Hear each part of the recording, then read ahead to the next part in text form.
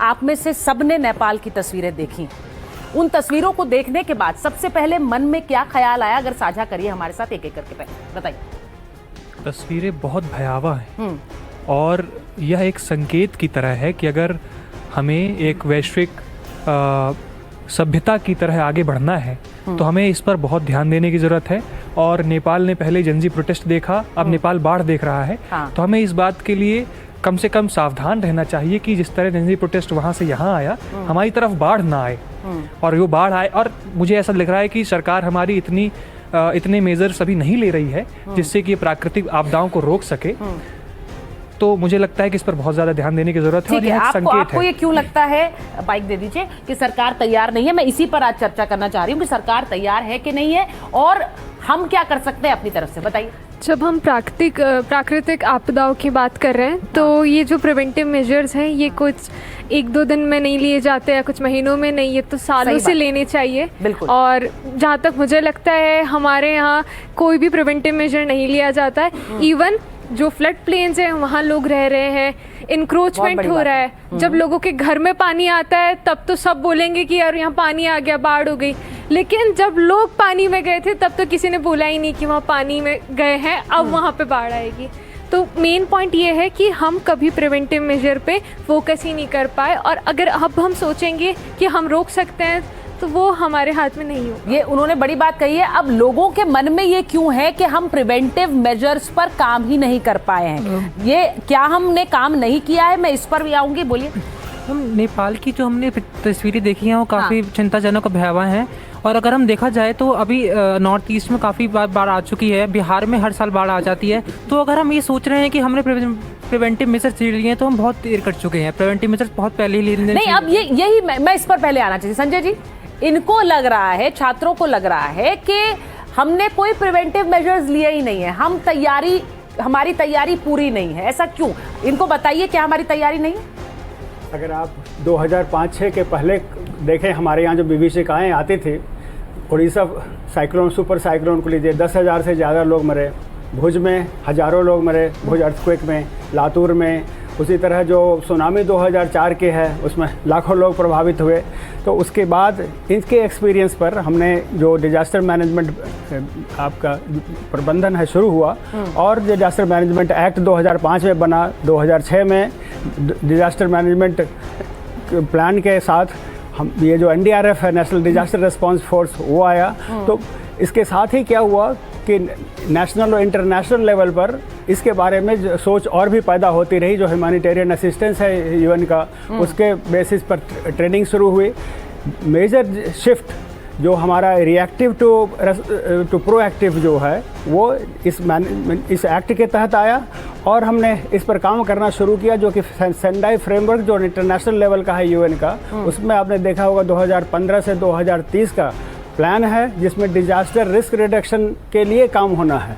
और उसके बाद प्रधानमंत्री जी ने एक 10 पॉइंट फार्मूला उसमें दिया है, 10 पॉइंट एजेंडा पॉइंट इसमें ऐड किया हम भारतवर्ष के लिए, जिसमें कि परिवार से लेकर इंडिविजुअल से लेकर के इंस्टीट्यूशनल और नेशनल लेवल तक के बारे में इसमें फ्रेमवर्क बनाना है। लेकिन जैसा मैंने कहा कि सवाल यही है, फ्रेमवर्क बनाना है, लेकिन लोग जानना चाहते हैं कि वो फ्रेमवर्क तक सीमित है या उसका काम हुआ है। नहीं, सबसे बड़ी बात तभी मैं उसी पर आ रहा हूँ कि जो इतने सारे होते थे, अब इसके इम्प्लीमेंटेशन के बाद ऑलमोस्ट जीरो है यहाँ पर कैजुअलिटी।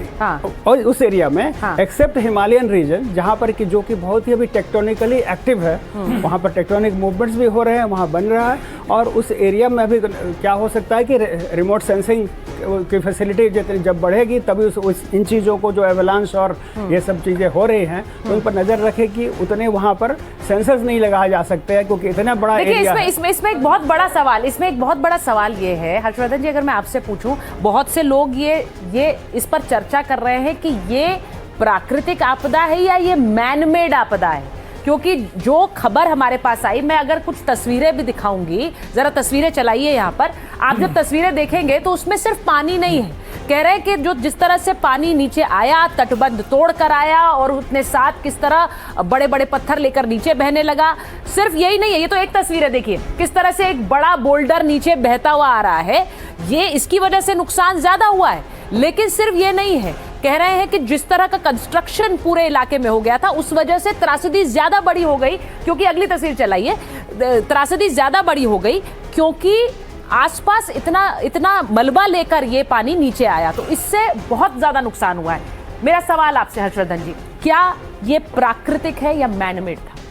देखिए सुचेता जी, ये कह पाना तो थोड़ा कठिन है, क्योंकि पिछले कुछ समय से जब इस तरह के हादसे होते हैं तो हमें लगता है कि शायद इसके पीछे कौन सी, तो केदारनाथ जब आपदा हुई थी तो उसमें भी कोई ऐसा मतलब मैन मेड जैसा नहीं था, क्योंकि जिस जगह से वो पानी अचानक जिसको क्लाउड बस्ट हुआ था और केदारनाथ घाटी के ऊपर काफ़ी ऊपर से वो क्लाउड बस्ट हुआ, और वो तो संयोगवश चूंकि ऐसी बनावट थी और उसके पीछे एक बड़ा पत्थर आया कि केदारनाथ का मंदिर बचा।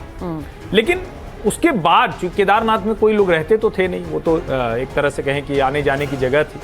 उसके बाद जब वो नीचे उसका इफेक्ट आता है तो हमने देखा कि गंगा नदी के किनारे या जो उसकी दूसरी नदियां हैं उनके किनारे जिस तरह का कंस्ट्रक्शन हुआ वो मैनमेड था। यानी जो आपदा आई थी वो मैनमेड नहीं थी, लेकिन उसका जो इफेक्ट था, जो इम्पैक्ट था, जो कई गुना बढ़ गया, वो मैनमेड था। अभी ये तिब्बत की तरफ जो कहा जा रहा है कि तिब्बत में ये ग्लेशियर जहां से आया है, फटा है और इधर आया है, तो उसके अब कारणों की जांच होगी। क्या चाइना जिस तरह की कंट्री है वो पूरी तरह से ये इजाज़त देगा? क्योंकि हमने तो ये भी देखा था कि कोविड के समय में भी उसने अपने यहाँ इजाज़त नहीं दी थी, दुनिया की कोई ताकत उसको नहीं झुका पाई इसके लिए कि आखिर कहाँ से वो निकल कर आया, लैब में बना, किसी वजह से हो गया, वायरस हो गया, इसमें भी वो अभी तक क्लैरिटी नहीं। लेकिन उसके आगे की बात हमें करनी चाहिए। एक तो ये कि भारत के लिए भी ये चुनौती है, विशेष करके ब्रह्मपुत्रा पर बड़े डैम बना रहा है चाइना, और वो हमारे अरुणाचल प्रदेश के लिए और जो सीमा के इलाके उनके लिए बड़ा खतरा हो सकता है। दूसरा,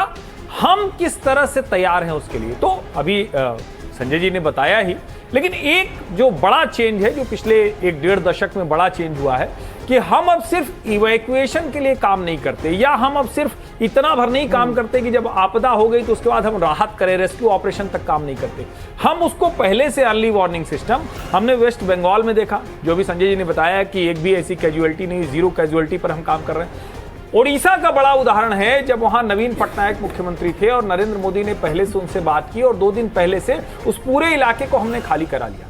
लेकिन ये साइक्लोन का या इस तरह के जो वार्निंग आती है उस पे तो ठीक है, जहां जो हिमालयन रेंज की बात है वो हमारे लिए मुश्किल है, और मुझे लगता है कि उसकी प्रिपेयर्डनेस अभी हमारी बहुत कम है। हमने एनडीआरएफ और एसडीआरएफ को बहुत अच्छा काम करते हुए देखा है, तो हमें लगता है दोनों फ्रंट पर हमें काम करना होगा। एक तो ये कि जिसको कहा जाता है कि वाटर बम, ये इसको जरा चूंकि मतलब उसको आप पढ़ेंगे तो समझ में आएगा कि बड़े बांध बनाइए और अचानक वहां से पानी, यानी अपस्ट्रीम से नीचे की तरफ जो आता है, जिसको हम चाइना की तरफ से थ्रेट महसूस करते हैं। नेपाल के मामले में अभी तक ऐसा कुछ नहीं है, लेकिन चूंकि ओरिजिन तिब्बत है तो हमें नहीं पता है कि क्या हुआ। दूसरा, हमारे अपने जो इलाके में आ जाता है, यानी जो भारत की सीमाओं में है, हम क्या उसकी तैयारी कर रहे हैं? हमने उतने बड़े रिजर्वायर, वैसे बांध, पानी को रोकना, उन जगहों पर जो रिहायशी इलाके तक वहां उसको हमने किया है क्या? मुझे लगता है कि अभी शायद उतनी तैयारी। देखिए, मैं एक चीज बताती हूँ कि आज जो तस्वीरें मैंने देखी, मैं आप लोगों को बता रही हूँ, यूपी बिहार में अनाउंसमेंट्स हो रहे हैं, बहुत से ऐसे इलाके हैं पानी नीचे आएगा, ये सबको लगता है। ऐसे में कुछ इलाके ऐसे हैं जहां पे अनाउंसमेंट्स हो रहे हैं कि आप इसे खाली करिए, वो तस्वीरें आ रही। लेकिन क्या लोग सुनते हैं? बड़ी बात यह है कि अगर अनाउंसमेंट्स हो रहे हैं, पानी, ये देखिए, ये तस्वीर जो मेरे सामने है, जरा इस तस्वीर को देखिए कैसे, ये एक है, 40 पुल ऐसे नेपाल में ध्वस्त हो गए, गिर गए,